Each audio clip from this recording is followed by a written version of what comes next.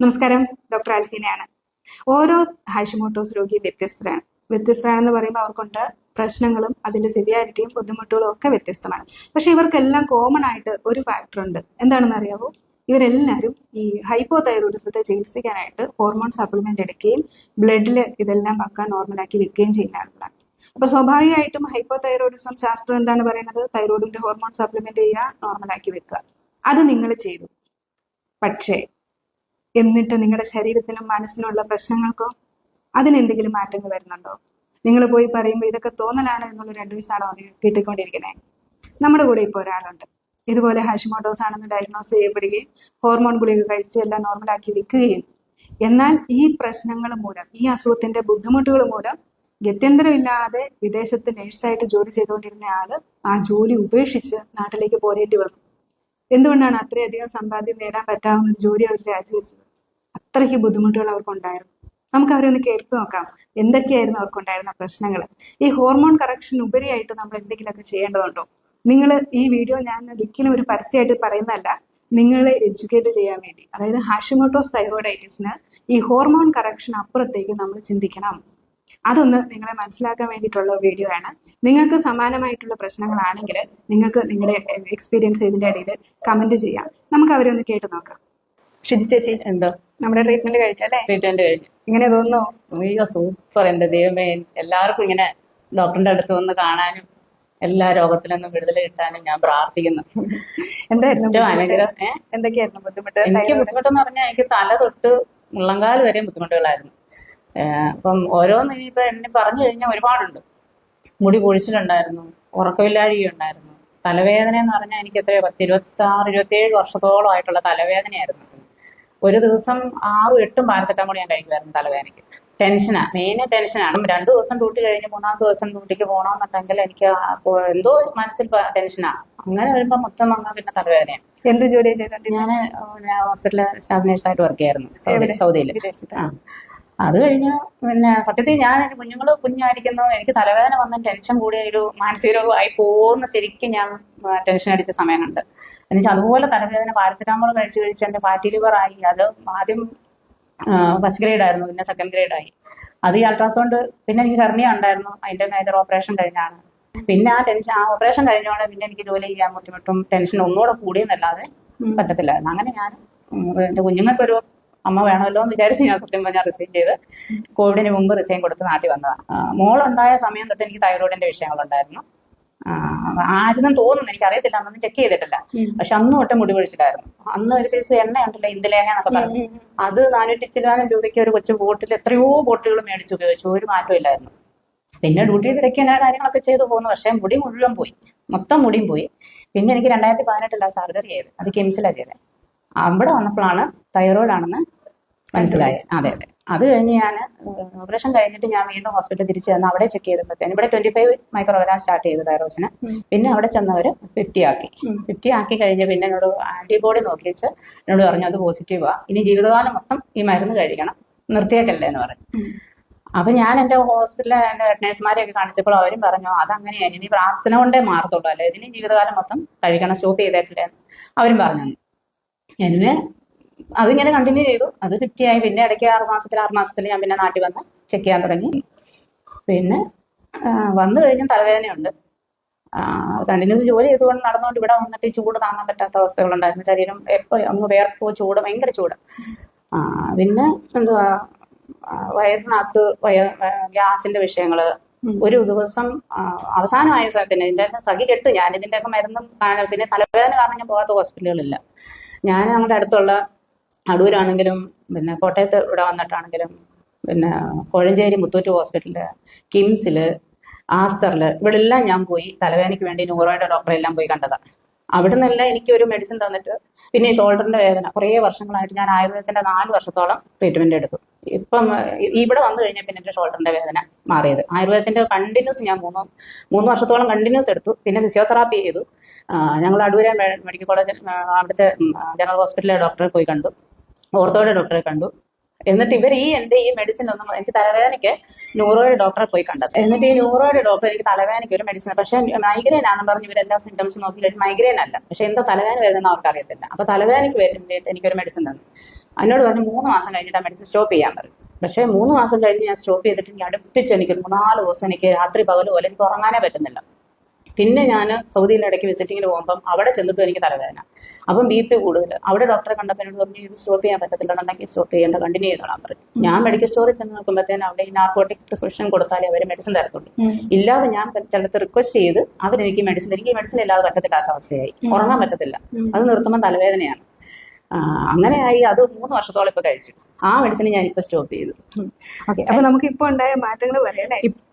എനിക്ക് ഞാൻ ഡോക്ടറിന്റെ അടുത്ത് വന്ന് എന്റെ തൈറോയിഡ്സും കിട്ടി മൈക്രോഗ്രാം എടുത്ത് അപ്പൊ കുറെ ദിവസങ്ങളായിട്ട് എനിക്ക് TSH ഹൈ ആയിട്ട് വരുന്നുണ്ടായിരുന്നു, കൊളസ്ട്രോൾ ഹൈ ആയിരുന്നു, അപ്പം BP ഇടയ്ക്കിടയ്ക്ക് ഹൈ ആകുമായിരുന്നു. പക്ഷെ 2-3 ദിവസം മെഡിസിൻ കഴിക്കുമ്പോൾ അതങ്ങ് താഴും. എന്നിട്ട് ഇപ്പൊ ഞാൻ ഡോക്ടറിന്റെ അടുത്ത് 3 മാസം, ഇന്ന് എനിക്ക് 3 മാസമായി ഡോക്ടറിന്റെ അടുത്ത് വന്നിട്ട്. വന്നതേ ഡോക്ടറെ വിളിച്ചെന്നോട് പറഞ്ഞു അത് സ്റ്റോപ്പ് ചെയ്യുന്ന നല്ലപോലെ പഥ്യം നോക്കണം, വിളിക്കുന്ന സമയത്ത് എല്ലാ ആഴ്ചയിലും അല്ല 2 ആഴ്ച കൂടുമ്പോൾ മസ്റ്റായിട്ട് വന്ന ഡോക്ടറെ കൺസൾട്ട് ചെയ്യണമെന്ന് പറഞ്ഞു. എനിക്ക് എന്റെ അസുഖം മാറണം എന്നുള്ളതായിരുന്നു എന്റെ വിഷയം. ഞാൻ യൂട്യൂബിനകത്ത് കണ്ടതായത്. അപ്പൊ അതായിരുന്നു എനിക്ക് എന്റെ ആഗ്രഹം. ഞാൻ വേറൊന്നും എനിക്ക് നോൺ വെജ് കഴിക്കണമെന്നോ, പക്ഷെ കഷായമാണോന്ന് സത്യത്തിൽ പേടിച്ചാ ഞാൻ വന്നേ. കഷായം എനിക്ക് പറ്റത്തില്ല, തീരെ പറ്റത്തില്ല. പക്ഷെ അതൊന്നും ഇല്ല. ഇത്രയും വർഷം സഹിച്ച ബുദ്ധിമുട്ടുകൾ ഇത്രയും സഹിച്ചത് ഞാൻ ആ ഡോക്ടർ വന്ന ആഴ്ച തന്നെ എന്റെ തൈറോക്സിൻ സ്റ്റോപ്പ് ചെയ്തു. പിന്നെ ബാക്കി ഡോക്ടർ തന്ന ആ ഒരു ഗുളിയൊക്കെ കഴിച്ചു. ഒരാഴ്ച കൊണ്ട് ഞാൻ 1.5 കിലോളം കുറഞ്ഞു. ഇന്ന് എല്ലാ ആഴ്ചയിലും കുറഞ്ഞ് ഞാൻ എനിക്ക് ഏറ്റവും ലാസ്റ്റ് ഞാൻ പേടിച്ചു പോയത് എന്താണെന്ന് വെച്ചാൽ ഡോക്ടറെ എനിക്ക് ഭയങ്കരമായിട്ട് വണ്ണം വെക്കുക. വണ്ണം ഞാനൊരു 70-72 ഇങ്ങനെ കീപ്പ് ചെയ്തുകൊണ്ടിരുന്നിട്ട് പെട്ടെന്ന് എനിക്ക് 76 കിലോ വരെയായി. ഇപ്പൊ ഞാൻ 65 കിലോ ആയി. ഇതാണ് എനിക്കൊരു 1-2 ആഴ്ച കഴിഞ്ഞപ്പോൾ തൊട്ട് എനിക്ക് ഭയങ്കര സുഖമായി. എന്റെ ശരീരത്തിന് തന്നെ എനിക്കറിയാം, എനിക്ക് അത്രമാത്രം എന്റെ ശരീരത്തിന് ഭയങ്കര സുഖമായി. അപ്പൊ മാറാൻ തുടങ്ങിയപ്പോൾ തന്നെ വീട്ടിൽ നിന്ന് ഹസ്ബൻഡും പിള്ളേരും പറഞ്ഞു മമ്മിക്ക് ഒത്തിരി മാറ്റം ഉണ്ടല്ലോ എന്ന് പറഞ്ഞു. പിന്നെ അതുകൊണ്ട് ഇപ്പൊ ഞാൻ 10 കിലോളം കുറഞ്ഞു. എനിക്ക് ശരീരത്തിന് ഭയങ്കര സുഖമാണ്. ഒരാഴ്ചത്തെ ഒരു ബുദ്ധിമുട്ട് അല്ലെ 2 ആഴ്ച ആ ഒരു ബുദ്ധിമുട്ടുണ്ടായിരുന്നു. ഇപ്പൊ ഞാൻ പറഞ്ഞു ഇനി എനിക്കൊന്നും വേണമെന്നൊന്നും ഇല്ല, ഈ ആഹാരം തന്നെ ഞാൻ കണ്ടിന്യൂ ചെയ്തോളാം. ഇനിയിപ്പം ഏറ്റവും കൂടാതെ ഇത് തന്നെ ഡോക്ടറിന്റെ അടുത്ത് തന്നെ. വേദനകളെല്ലാം പോയി. ഷോൾഡറിന്റെ ഇപ്പൊ ചെറുതായിട്ടൊരു കൈയുടെ വേദന, ഒരു മുടിയാണേലും ആ പൊഴിച്ചിലൊക്കെ നിന്നു. ഒരു ചെറിയൊരു തലയുടെ ഒരു താരന്റെ ഒരു ചെറിയ പണ്ടോട്ടേ ഉള്ള വിഷയമാണ്, അതിനും ഒത്തിരി കുറവുണ്ട്. പിന്നെ തലവേദനയെ ഇല്ല. വല്ലപ്പോഴും ഈ ഒത്തിരി യാത്ര ചെയ്യുമ്പോൾ ചെറുതായിട്ടുണ്ട്, അതല്ലാതെ അല്ലെങ്കിൽ ഒരു ബുദ്ധിമുട്ട് പോലെ ഉള്ളൂ. അല്ലാതെ പൂർണ്ണമായിട്ട് മാറി. ഉറക്കം ഞാൻ എടുത്തോണ്ടിരുന്ന മെഡിസിന് പിന്നെ അതിനെ പകുതിയാക്കി, പിന്നെ 4-1 പിന്നെ ഓൾട്ടർനേറ്റ് ആക്കി. ഡോക്ടർ തന്നെ വിചാരിച്ചില്ലേ എനിക്ക് നിർത്താൻ പറ്റത്തില്ല എന്ന്. പക്ഷേ ഞാൻ നെയ്മരുന്ന് കഴിച്ചിട്ട് ഞാനിപ്പം ഒരു മരുന്നും എടുക്കുന്നില്ല. ഡോക്ടർ തന്നെ സംശയമായിരുന്നു എനിക്ക് മാറ്റാൻ പറ്റുമോ എന്ന്. അതും മാറി. ഇപ്പൊ എനിക്ക് നല്ല ഉറക്കമുണ്ട്. ക്ഷീണമൊന്നുമില്ല. മറ്റേ ഞാൻ താഴെ പറമ്പിലൊക്കെ പോയിട്ട് കയറി വന്നു കഴിഞ്ഞാൽ ഭയങ്കരമായിട്ട് കഥയ്ക്കുമായിരുന്നു. അല്ലെ ഞാൻ സ്റ്റെപ്പൊക്കെ കയറുമ്പോൾ ഒന്നൊക്കെ കയറി വരത്തുള്ളൂ. ഇപ്പൊ എനിക്ക് ഒരു കുഴപ്പമില്ല. ഞാനിപ്പോ ഓടിച്ചാടി നടക്കാം. എനിക്ക് എല്ലാം ചെയ്യും, ഒരു കുഴപ്പമില്ല. അത് കുഴപ്പമൊന്നുമില്ല. മനസ്സ് എല്ലാം ഫ്രീ ആയി. ടെൻഷന് വണ്ടി ഓടിക്കുമ്പോ ടെൻഷൻ എന്ന് പറഞ്ഞാൽ ഞാൻ തലേദിവസം പിള്ളേർ എന്നോട് പറയും മമ്മി നാളെ ഞാൻ സ്കൂൾ കഴിഞ്ഞ് വരുമ്പോഴത്തേന് എന്നെ താഴെ വന്ന് എടുക്കണേന്ന് പറയും. ഞാൻ പറഞ്ഞു മോനെ എന്നോട് പറയില്ലടാ, നിങ്ങൾ ആ സ്പോട്ടിൽ വിളിക്കാൻ, അന്നേരം ഞാൻ വരാം. അതുവരെ അല്ലേ ഞാൻ ടെൻഷൻ ആവും, രാത്രി ഉറങ്ങത്തില്ല. അങ്ങനെയായിരുന്നു എനിക്ക്. ഇപ്പൊ എനിക്കൊരു കുഴപ്പമില്ല. ഇപ്പൊ ഞാൻ ഇന്നും വന്നേക്കുന്ന ഇന്ന് രാവിലെ ഞാൻ തിരുവനന്തപുരം പോയി ഹസ്ബൻഡിനെ എയർപോർട്ടിൽ നിന്ന് എടുത്ത് ഞങ്ങൾ ഡയറക്റ്റ് ഇങ്ങോട്ട് വരുമായിരുന്നു. അങ്ങോട്ട് തിരുവനന്തപുരം വരെ ഞാനും മോളും തന്നെ പോയി. ഞാനാ ഡ്രൈവ് ചെയ്ത്. അവിടുന്ന് ഇനി ഇങ്ങോട്ട് ഹസ്ബൻഡ് ഇങ്ങനെ ഓടിച്ചോണ്ട് വന്നു. ഞാൻ ഇടയ്ക്ക് ഇപ്പൊ 2 ആഴ്ച ഡോക്ടറിന്റെ അടുത്ത് ഞാൻ തന്നെ ഓടിച്ചു വന്നത്. ടെൻഷൻ കൂടുതൽ എന്ത് മാറ്റം വേണം എനിക്കറിയത്തില്ല ഞാൻ ഏത് രീതിയിൽ നന്ദി പറയണമെന്ന്. ഞാൻ ഇതിന് യൂട്യൂബിനകത്താണ് കണ്ടത്. എനിക്ക് വീട്ടിൽ ഇങ്ങനെ സമയം ഇല്ലാത്തത് കൊണ്ട് ഞാൻ ഇങ്ങനെ ദുബൈയിൽ ഇടയ്ക്ക് വിസിറ്റ് പോയപ്പോഴത്തേനെ ഞാൻ ഡോക്ടറിന്റെ വീഡിയോ ഇങ്ങനെ കണ്ടത്. അവിടെ നിന്ന് ഞാൻ മോനോടെ കൊണ്ട് വിളിപ്പിച്ച് ഞാൻ പറഞ്ഞു മോനെ ചെല്ലുമ്പോഴേ എനിക്ക് ഡോക്ടറെ കാണണമെന്ന് പറഞ്ഞു. അപ്പൊ അവൻ വിളിച്ചവൻ പറഞ്ഞു പേഷ്യന്റ് തന്നെ വിളിക്കണമെന്ന് ഇവിടുന്ന് പറഞ്ഞു. അപ്പം ഞാൻ വന്ന ഉടനെ വിളിച്ച് ഞാൻ പിറ്റേ ദിവസം തന്നെ ഡോക്ടറെ കാണാൻ ഇവിടെ വന്നു. ഈ വീഡിയോ കണ്ടപ്പോ എന്താ അട്രാക്ട് ചെയ്തത്? എന്തുകൊണ്ടാണ്? എനിക്ക് എന്റെ അനുഭവം തന്നെ പറയുന്നവര്, ഡോക്ടർ ട്രീറ്റ് ചെയ്തവര്, എന്റെ ഒരു 10-12 പ്രോബ്ലംസ് ഞാൻ പറഞ്ഞല്ലോ, എന്റെ സെയിം അനുഭവങ്ങളുള്ളവര് അതിനകത്ത്. ഞാൻ ഒരു അവസാനം എനിക്ക് സഹിക്കാൻ മേലാതെ ഇപ്പൊ എന്റെ വണ്ണം വെക്കുന്നതും ഒരു ദിവസം 6-7 പ്രാവശ്യം വയറ്റിൽ നിന്ന് പോകും.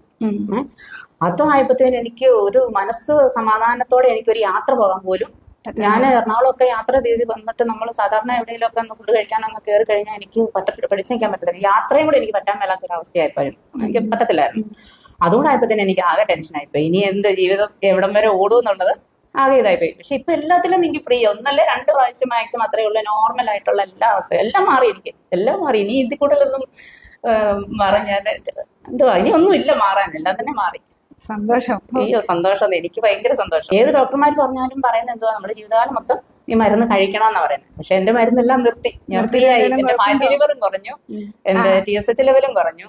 ഫാറ്റി ലിവർ ഒക്കെ സെക്കൻഡ് സ്റ്റേജ് 3rd സ്റ്റേജ് ആയിരുന്നു തോന്നുന്നു. അതുപോലായിരുന്നു എന്റെ വയറിന്റെ വീക്കവും പ്രശ്നങ്ങളെല്ലാം. ഇനിയും എല്ലാം മാറി. എനിക്ക് ഇതിൽ കൂടുതൽ ഇനി എനിക്ക് എന്തോ സന്തോഷം, എനിക്ക് ഇതിൽ കൂടുതൽ എന്തോ സന്തോഷം ദൈവം തമ്പരാനായിട്ട് ഡോക്ടറെ കൊണ്ട് എനിക്ക് തന്നതാണെന്ന് ഞാൻ തന്നെ ഡോക്ടറിന്റെ. ഞാൻ എന്നിട്ട് ഓരോരുത്തർക്ക് ഞാൻ ഡോക്ടറിന്റെ ഇത് ലിങ്ക് അയച്ചു കൊടുക്കും, ഈ ഹോസ്പിറ്റലിന്റെ പേരും ഇതും എല്ലാം ആയിട്ട്. പിന്നെ ഞാൻ പറഞ്ഞു, യാത്ര ബുദ്ധിമുട്ടേ ഉള്ളൂ, നിങ്ങൾക്ക് പറ്റുമെന്നുണ്ടെങ്കിൽ പോകും. സാമ്പത്തികമാണേലും അധികം വരുന്നില്ല, ഒരു മാസം 4000 രൂപയും ബസ്സിന് കൂലി ഉണ്ടെന്നുണ്ടെങ്കിൽ നമ്മുടെ രോഗം മാറണോ, നമ്മൾ ഇച്ചിരി ഈ ഒരു രീതിയിൽ ഒന്ന് കഷ്ടപ്പെട്ടാൽ മതി. അപ്പൊ ഇവര് കിട്ടാവുന്ന എല്ലാ ഓപ്ഷൻസും പോകാവുന്ന ഹോസ്പിറ്റലുകളിൽ ചെയ്യാവുന്ന ചികിത്സകൾ എല്ലാം ചെയ്തു.